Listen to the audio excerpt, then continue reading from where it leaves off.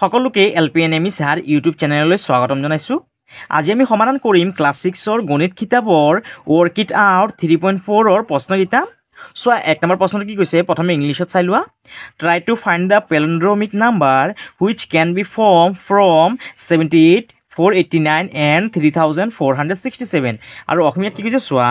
78 489 আৰু 3467ৰ পৰা পেলিণ্ড্ৰমিক সংখ্যা উলিয়াবলৈ চেষ্টা কৰা। সো ইয়াত এটা আমি শব্দ দেখিবলৈ পাইছোঁ যাৰ নাম হ'ল পেলিণ্ড্ৰমিক সংখ্যা। এতিয়া চোৱা এই পেলিণ্ড্ৰমিক সংখ্যা মানে কি চোৱা আমাৰ কিতাপত দিয়া আছে তাৰ আগৰ পেজটোত কি আছে যিবোৰ সংখ্যা বাওঁফালৰ পৰা সোঁফাললৈ আৰু সোঁফালৰ পৰা বাওঁফাললৈ পঢ়িলেও একেই হয় সেই সংখ্যাবোৰক কি বুলি কোৱা হয় পেলিণ্ড্ৰমিক সংখ্যা বুলি কোৱা হয়। অৰ্থাৎ চোৱা ইয়াত কি আছে 66। এতিয়া এই 66 যে সংখ্যাটো আছে চোৱা এই 66 সংখ্যাটো মই ইয়াত লিখি লৈছোঁ। এতিয়া চোৱা এই 66 সংখ্যাটো যদি মই বাওঁফালৰ পৰা যদি সোঁফাললৈ পঢ়োঁ তেতিয়াহ'লে কিমান বুলি পঢ়িম 66 বুলি পঢ়িম। আকৌ যদি এই সোঁফালৰ পৰা যদি আমি বাওঁফাললৈ যদি পঢ়োঁ তেতিয়াহ'লে কিমান পাম 66 পাম হয়নে। অৰ্থাৎ চোৱা দুই চাইডৰ পৰা পঢ়িলে সংখ্যাটো আমি 66 পাম হয়নে। তাৰমানে এইটো এটা কি সংখ্যা হ'ব পেলিণ্ড্ৰমিক সংখ্যা। যেতিয়া এটা সংখ্যা বাওঁফালৰ পৰা সোঁফাললৈ বা সোঁফালৰ পৰা বাওঁফাললৈ পঢ়িলে যেতিয়া সংখ্যাটো একে পাম তেতিয়াহ'লে সেই সংখ্যাটো কি বুলি কোৱা হ'ব পেলিণ্ড্ৰমিক সংখ্যা বুলি কোৱা হ'ব। অৰ্থাৎ এই 66 সংখ্যাটো এটা পেলিণ্ড্ৰমিক সংখ্যা। ঠিক তেনেকৈ চোৱা 121 ইয়াত চোৱা এটা সংখ্যা লিখিছোঁ। এতিয়া যদি এই চাইডৰ পৰা পঢ়াচোন তোমালোকে লেফ্টৰ পৰা ৰাইটলৈ পঢ়াচোন কিমান পাবা 121। এতিয়া এই ৰাইট চাইডৰ পৰা লেফ্ট চাইডত পঢ়ি যোৱাচোন কিমান পাবা 121। চোৱা আমি সংখ্যাটো যিকোনো এটা চাইডৰ পৰা পঢ়িলে কি পাম একে পাম। চ' এই চাইডৰ পৰা পঢ়িলে কিমান পাম 121। আকৌ এই চাইডৰ পৰা পঢ়ি যোৱাচোন 121। চোৱা যিকোনো এটা চাইডৰ পৰা পঢ়িলে যিহেতু আমি সংখ্যাটো একে পাম তাৰমানে এই সংখ্যাটো এটা কি সংখ্যা পেলিণ্ড্ৰমিক সংখ্যা। এতিয়া চোৱা ইয়াত এটা সংখ্যা দি আছে পেলিণ্ড্ৰমিক নোহোৱা সংখ্যা। এই পেলিণ্ড্ৰমিক নোহোৱা সংখ্যাটো আমি কি কৰিব পাৰি পেলিণ্ড্ৰমিক সংখ্যালৈ আমি পৰিৱৰ্তন কৰিব পাৰি। কেনেকৈ কৰিব পাৰি চোৱা এই 57 চোৱা ইয়াত 57 লিখিছে। এতিয়া এই 57ৰ এই পিছপিনে থকা সংখ্যাটো আমি আগলৈ লিখিম আৰু আগত থকা সংখ্যাটো পিছত লিখিম। এতিয়া এইখিনি যোগ কৰা 7 5 12 2 7 1 7 5 12 আৰু 1 কিমান 13। চ' ইয়াত কিমান পালোঁ 132 চোৱা এইটো যদি পঢ়োঁ 132 আকৌ পিছপিনৰ পৰা পঢ়াচোন 231 যিহেতু চব বেলেগ বেলেগ পাইছোঁ তাৰমানে এইটো কি নহয় পেলিণ্ড্ৰমিক সংখ্যা নহয়। এতিয়া এইটো কি কৰা আকৌ উল্টাকৈ লিখা 132টোক ইয়াত উল্টাকৈ লিখা এই পিছৰ 2টো কি কৰিবা আগত লিখিবা 3টো লিখিবা আৰু আগৰ 1টোক আমি কি কৰিম পাছত লিখিম। এতিয়া এইখিনি যোগ কৰা 2 আৰু 1 যোগ কৰিলে 3 কিমান হ'ব 6 2 আৰু 1 যোগ কৰিলে কিমান 3। এতিয়া চোৱাচোন এই লেফ্টৰ পৰা ৰাইটত পঢ়ি যোৱাচোন কিমান পাবা 363। আকৌ এই সোঁ চাইডৰ পৰা বাওঁ চাইডলৈ পঢ়াচোন 363। যিকোনো চাইডৰ পৰা পঢ়িলে আমি সংখ্যাটো কিমান পাম 363 পাম হয়নে। তাৰমানে এইটো এটা কি সংখ্যা পেলিণ্ড্ৰমিক সংখ্যা। এইদৰে আমি কি কৰিব পাৰি পেলিণ্ড্ৰমিক সংখ্যা নোহোৱা এটা সংখ্যাক আমি পেলিণ্ড্ৰমিক সংখ্যালৈ পৰিৱৰ্তন কৰিব পাৰি। ইয়াতো তেনেকৈ এটা দেখা দিছে। এতিয়া চোৱা আমি 1 নম্বৰটো কেনেকৈ কৰিম। এতিয়া ইয়াত যে এই 78 489 আৰু 3467 সংখ্যাটো আছে এই সংখ্যাটো আমি কি কৰিব লাগিব পেলিণ্ড্ৰমিক সংখ্যালৈ পৰিৱৰ্তন কৰিব লাগিব। চোৱা কেনেকৈ কৰিম প্ৰথমে কিমান আছে চোৱা 78 হয়নে। অৰ্থাৎ নম্বৰ 1ৰ চলুশ্যন প্ৰথম সংখ্যাটো লিখি লোৱা কিমান আছে চোৱা 78 ইয়াত লিখি লোৱা 78। যিহেতু চোৱা এই সংখ্যাটো এটা পেলিণ্ড্ৰমিক সংখ্যা নহয় তাৰমানে এই পেলিণ্ড্ৰমিক নোহোৱা সংখ্যাটো আমি পেলিণ্ড্ৰমিক সংখ্যালৈ কেনেকৈ পৰিৱৰ্তন কৰিম। এই 78 আছে নহয় এতিয়া এই পিছপিনৰ 8টো কি কৰা আগত লিখা আৰু আগত থকা 7টো পিছত লিখা। এতিয়া এইটো যোগ কৰা 8 7 কিমান হ'ব 8 7 হ'ব 15 কিমান 5 হাতত থাকিব 1 8 7 15 আৰু 1 কিমান 16। এতিয়া চোৱা ইয়াত কিমান পালোঁ 165 আকৌ পিছপিনৰ পৰা পঢ়া 561 যিহেতু বেলেগ বেলেগ পাইছোঁ এইটো কি কৰা আকৌ এই পিছৰ সংখ্যাটো আগত লিখা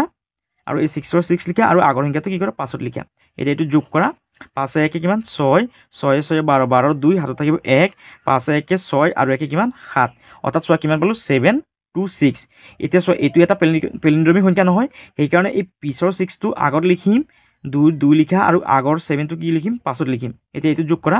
6 আৰু 7 যোগ কৰিলে কিমান 13 3 হাতত আছে 1 2 2 4 আৰু 1 কিমান 5 আৰু 7 আৰু 6 কিমান 7 6 13 7 আৰু 6 কিমান 13। এতিয়া চোৱাচোন ইয়াত কিমান পাইছোঁ 1353 আৰু 3531। এতিয়া চোৱা এইটো এটা পেলিণ্ড্ৰমিক সংখ্যা নহয় তাৰমানে আমি কি কৰিব লাগিব আকৌ এইটো উল্টাকৈ যোগ কৰিব লাগিব। এতিয়া এই পাছৰ সংখ্যাটো কি কৰা আগত আনিলে কিমান হ'ব 3 তাৰপিছত কিমান আছে ইয়াত লিখিবা 5 তাৰপিছত লিখিবা ইয়াত 3 আৰু এই আগৰ 1টো কি কৰিবা পাছত লিখিবা। এতিয়া এইকেইটা যোগ কৰা 3 1 যোগ কৰিলে কিমান হ'ব 4 5 আৰু 3 যোগ কৰিলে 8 5 3 8 3 1 4। এতিয়া চোৱা আমি যদি এই বাওঁ চাইডৰ পৰা যদি এই চাইডত যদি পঢ়োঁ তেতিয়াহ'লে কিমান পাম 4884। আকৌ এই সোঁ চাইডৰ পৰা বাওঁ চাইডলৈ পঢ়ি যোৱাচোন কিমান পাম 4884। চোৱা যিকোনো অৰ্থাৎ যোনটো চাইডৰ পৰা পঢ়োঁ আমি কিমান পাম 4884 পাম হয়নে 4884 তাৰমানে এইটো এটা কি সংখ্যা পেলিণ্ড্ৰমিক সংখ্যা। এতিয়া চোৱা তাৰপিছতো কিমান আছে 489 আছে। ইয়াত লিখিম 4 8 9 এতিয়া চোৱা এইটো এটা পেলিন্ড্ৰমিক নোহোৱা সংখ্যা এইটোক আমি পেলিন্ড্ৰমিক সংখ্যালৈ পৰিৱৰ্তন কৰিম এই পিছৰ 9টো কি কৰিম আগত লিখিম মাজৰ 8টো লিখিবা আৰু এই আগত থকা 4টো কি কৰিম আমি পাছত লিখিম এতিয়া এইটো যোগ কৰা কিমান হ'ব 9 আৰু 4 যোগ কৰিলে কিমান 9 আৰু 4 13 3 হাত থাকিব 1 8 8 16 আৰু 1 কিমান 17 17 7 আছে 1 9 আৰু 1 10 আৰু 4 14 সো এইটো এটা পেলিন্ড্ৰমিক নোহোৱা সংখ্যা এইটো আকৌ আমি পেলিন্ড্ৰমিক সংখ্যালৈ পৰিৱৰ্তন কৰিম এই পিছৰ 3টো কি কৰিম আগত লিখিম তাৰপিছত 7 লিখিবা তাৰপিছত 4 লিখিবা আৰু এই আগৰ 1টো পাছত লিখিবা এতিয়া এইটো যোগ কৰা 3 আৰু 1 যোগ কৰিলে কিমান 4 7 আৰু 4 কিমান 7 4 11 1 হাত থাকিব 1 7 4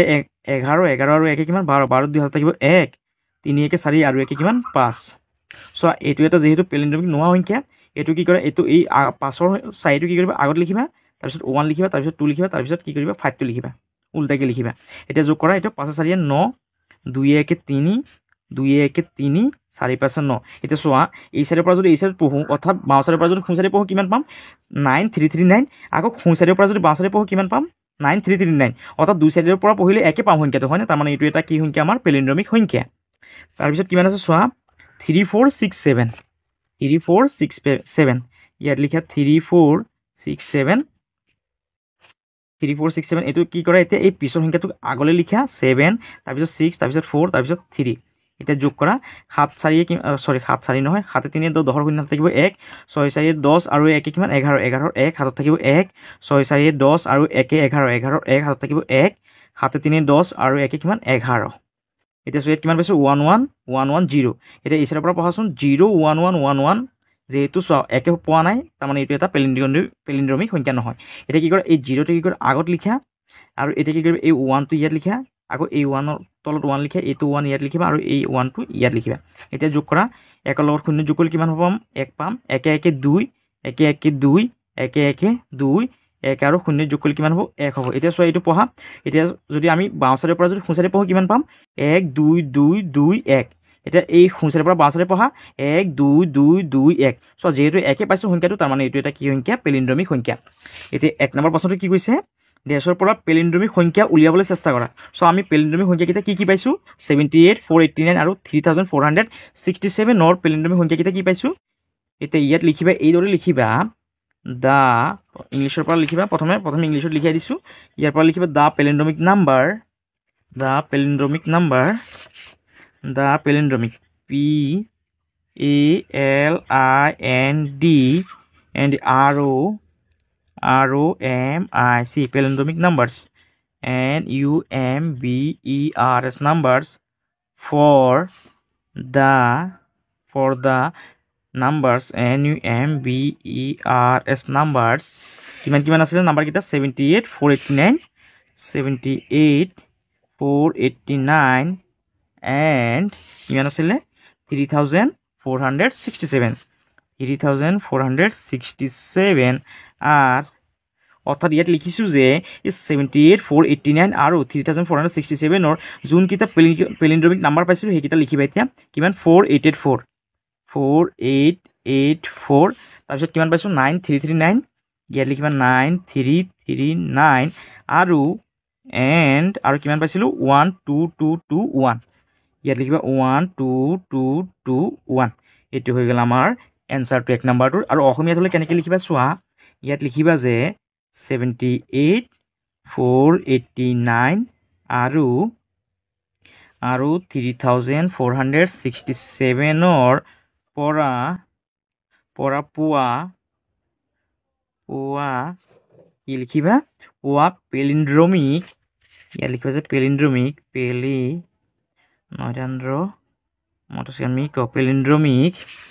পেলিন্ড্ৰমিক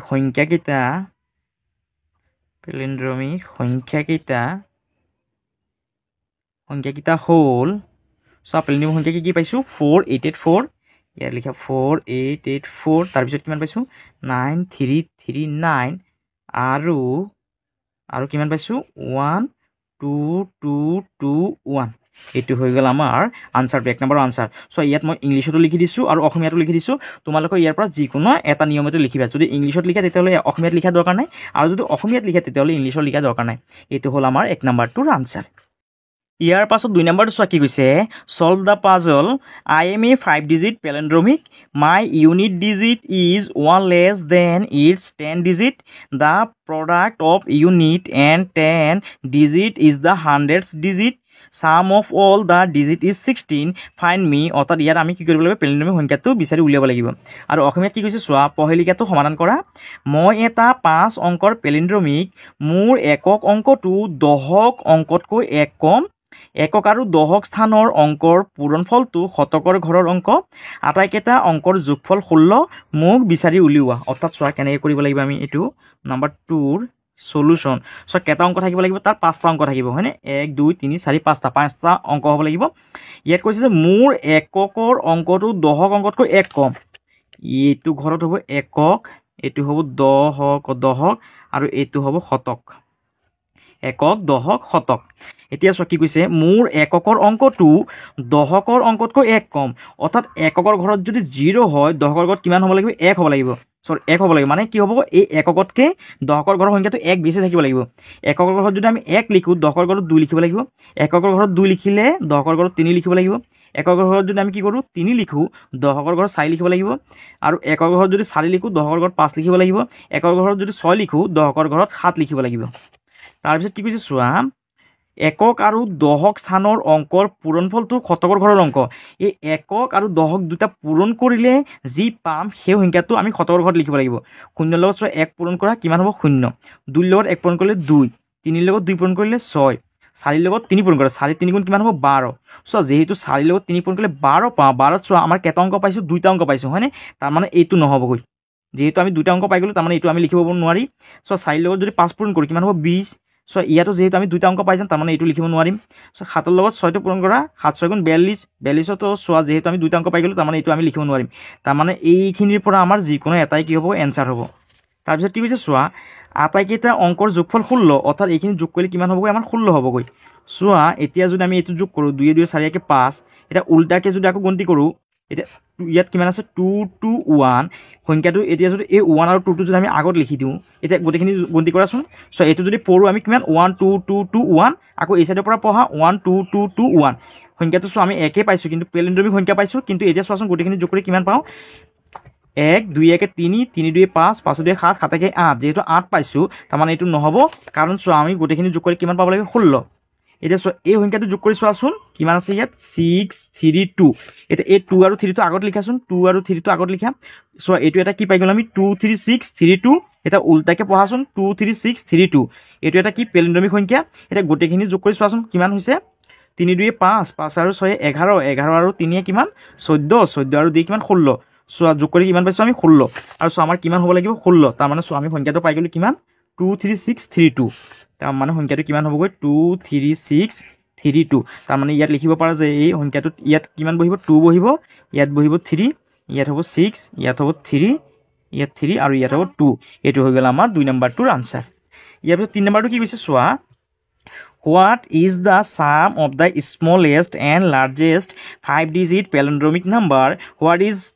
is the difference of the above two numbers? আৰু অসমীয়াত কি হৈছে চোৱা 5 অংক বিশিষ্ট আটাইতকৈ সৰু পেলেণ্ড্ৰমিক সংখ্যা আৰু আটাইতকৈ ডাঙৰ পেলেণ্ড্ৰমিক সংখ্যা দুটাৰ যোগফল কিমান সংখ্যা দুটাৰ পাৰ্থক্য কিমান যেতিয়া পাৰ্থক্য উলিয়াব দিয়ে তেতিয়া আমি বিয়োগ কৰিব লাগিব এতিয়া চোৱা কেনেকৈ কৰিম নাম্বাৰ 3 সলিউশন প্ৰথমে কি কৈছে চোৱা 5 অংক বিশিষ্ট আটাইতকৈ সৰু পেলেণ্ড্ৰমিক সংখ্যা ইয়াত লিখিবা যে এই প্ৰথমে আমি ইংলিছত লিখিম দা স্মলেষ্ট ইয়াত কি লিখা আছে চোৱা স্মলেষ্ট লিখা আছে হয়নে প্ৰথমে লিখিবা যে the smallest SMALLEST smallest palindromic PALINDROMIC palindromic numbers NUMBERS numbers the smallest palindromic নাম্বাৰটো কিমান চোৱা কি কৈছে ইয়াত কৈছে 5 অংক অৰ্থাৎ 5টা অংকৰ সবতকৈ সৰু যোনটো পেলেণ্ড্ৰমিক সংখ্যা সেইটো কিমান 1 0 0 0 1 2 3 4টা আৰু ইয়াত 1 লিখিবা 5টা সো ইয়াত কেটা অংক আছে 1টা 2টা 3টা 4টা 5টা অংকৰে সবতকৈ সৰু আমি পেলেণ্ড্ৰমিক সংখ্যা কিমান লিখিব পাৰি 1 0 0 0 1 লিখিব পাৰি এইটো হৈ গ'ল আমাৰ আটাইতকৈ সৰু 5 অংকৰ পেলেণ্ড্ৰমিক সংখ্যাটো তাৰপিছত এইটো ডাঙৰটো লিখি লোৱা দা ইয়াত কি কৈছে চোৱা দা লাৰ্জেষ্ট ইয়াত লিখিব লাৰ্জেষ্ট মানে ডাঙৰ LARGEST লাৰ্জেষ্ট দা largest পেলেণ্ড্ৰমিক PALINDROMIC ROMIC palindromic numbers NUMBERS numbers আটাইতকৈ যোনটো ডাঙৰ পেলিণ্ড্ৰমিক সংখ্যা 5টা অংকৰ সেইটো কিমান হ'ব 99999 এইটো হ'ল আটাইতকৈ ডাঙৰ পেলিণ্ড্ৰমিক সংখ্যা এতিয়া ইয়াত কি কৈছে চোৱা কৈছে যে what is the sum of the smallest and largest 5 digit palindromic number এতিয়া সাম উলিয়াব লাগে ইয়াত লিখা আছে দ্য সাম সমান এতিয়া কি কৰে এইটোৰ লগত এই আটাইতকৈ ডাঙৰ পেলিণ্ড্ৰমিক সংখ্যাটোৰ লগত এই সৰু সংখ্যাটো কি কৰা যোগ কৰা ইয়াত লিখা 99999 লগত কি কৰে 10001 সংখ্যাটো কি কৰে যোগ কৰা এতিয়া চোৱা কিমান পাম 9 1 10 10 0 হাতত থাকিব 1 9 আৰু 1 10 10 0 হাতত থাকিব 1 9 আৰু 1 10 10 0 হাতত থাকিব 1 9 আৰু 1 10 10 0 হাতত থাকিব 1 9 আৰু 1 10 10 আৰু 1 কিমান 11 অৰ্থাৎ চোৱা কিমান পাই গ'লো আমি 1 10 70 হাজাৰ অযুত লাখ 1,10,000 এইটো হৈ গ'ল আমাৰ সাম অৰ্থাৎ আটাইতকৈ ডাঙৰ আৰু আটাইতকৈ সৰু 5টা অংকৰ পেলিণ্ড্ৰমিক সংখ্যাৰ যোগফল তাৰপিছত কি কৈছে চোৱা কৈছে যে what is the difference of the above two numbers অৰ্থাৎ এতিয়া আমি কি কৰিব লাগিব পাৰ্থক্যটো উলিয়াব লাগিব ইয়াত লিখিম যে দ্য ডিফাৰেঞ্চ DIFFERENCE ডিফাৰেঞ্চ সমান কি কৰিব লাগিব যেতিয়া ডিফাৰেঞ্চ কয় তেতিয়া আমি কি কৰিব লাগিব ডাঙৰটোৰ পৰা সৰুটো বিয়োগ কৰিব লাগিব এতিয়া ডাঙৰটো কিমান আছিলে চোৱা সংখ্যাটো 99999 এনে পৰা কি কৰা এই সংখ্যাটো বিয়োগ কৰা 10001 সংখ্যাটো কি কৰা বিয়োগ কৰা কিমান পাম চোৱা 9 পৰা 1 বিয়োগ কৰিলে কিমান পাম 8 9 পৰা 0 গ'লে 9 9 পৰা 0 গ'লে 9 9 পৰা 0 গ'লে 9 9 পৰা 1 বিয়োগ কৰিলে কিমান পাম 8 এইটো হৈ গ'ল আমাৰ ডিফাৰেঞ্চটো অৰ্থাৎ বিয়োগফল অৰ্থাৎ পাৰ্থক্যটো আৰু অসমীয়াত হ'লে কেনেকৈ কৰিবা চোৱা এইটো চাই লোৱা আকৌ এবাৰ ইংলিছত এইটো হ'ল আমাৰ ইংলিছত আনচাৰটো আৰু অসমীয়াত কেনেকৈ কৰিবা চোৱা কৈছে যে 5 অংক বিশিষ্ট আটাইতকৈ সৰু পেলিণ্ড্ৰমিক সংখ্যা এতিয়া ইয়াত লিখিম যে নাম্বাৰ 3 ৰ সলিউশ্যন ইয়াত লিখিম যে 5 অংক বিশিষ্ট এই প্ৰশ্নৰ পৰা মিলাই লিখিবা অংক বিশিষ্ট আটাইতকৈ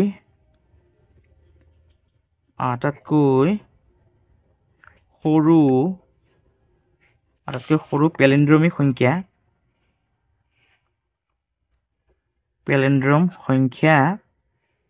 আটাইতকৈ সৰু যোনটো 5 অংক বিশিষ্ট পেলিণ্ড্ৰম সংখ্যা সেইটো কিমান 10001 কেইটা অংক আছে চোৱা 1 2 3 4 5 এইটো হ'ল আটাইতকৈ সৰু 5 অংক বিশিষ্ট পেলিণ্ড্ৰম সংখ্যা তাৰপিছত কি কৈছে চোৱা আটাইতকৈ ডাঙৰ পেলিণ্ড্ৰম সংখ্যাটো লিখা এতিয়া ইয়াত লিখিম যে 5 অংক বিশিষ্ট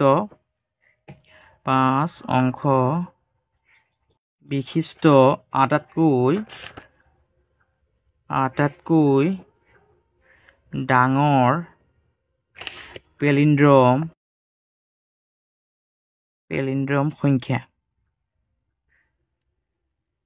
সংখ্যাটো কিমান হ'বগৈ 99999 এইটো হ'ল আমাৰ 5 অংক বিশিষ্ট আটাইতকৈ ডাঙৰ পেলিণ্ড্ৰম সংখ্যা এতিয়া ইয়াত কি কৈছে চোৱা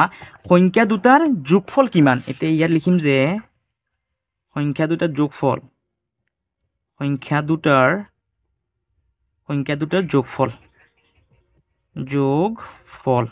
সমান এতিয়া এই ডাঙৰ সংখ্যাটোৰ লগত সৰু সংখ্যাটো যোগ কৰি দিয়া 99999 9 লগত কি কৰা 10001 সংখ্যাটো কি কৰা পেলিণ্ড্ৰমিক সংখ্যাটো যোগ কৰা 9 লগত 1 যোগ কৰা কিমান 10 10 0 হাতত থাকিব 1 9 আৰু 1 কিমান 10 10 0 হাতত থাকিব 1 9 আৰু 1 10 10 0 হাতত থাকিব 1 9 আৰু 1 10 10 0 হাতত থাকিব 1 9 1 10 আৰু 1 কিমান 11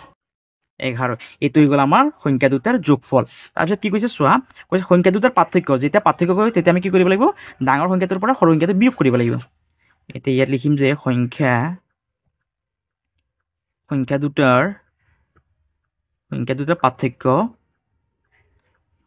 পাৰ্থক্য সমান এই ডাঙৰ সংখ্যাটো প্ৰথমে লিখি লোৱা 99999 পৰা কি কৰা এই 10000 এই 1 সংখ্যাটো কি কৰিম আমি বিয়োগ কৰিম এতিয়া বিয়োগ কৰা 9 পৰা 1 গ'লে 8 9 পৰা 0 গ'লে 9 9 পৰা 0 গ'লে 9 9 পৰা 0 গ'লে 9 9 পৰা 1 গ'লে 8 এইটো হৈ গ'ল আমাৰ 3 নম্বৰটোৰ আনচাৰটো আৰু যদি তোমালোকৰ যদি ভিডিঅ'টো যদি ভাল লাগিছে তেতিয়াহ'লে তোমালোকে চেনেলটো ছাবস্ক্ৰাইব কৰিবা ভিডিঅ'টো শ্বেয়াৰ কৰিবা আৰু কমেণ্ট কৰিবলৈ নেপাহৰিবা সকলোকে ধন্যবাদ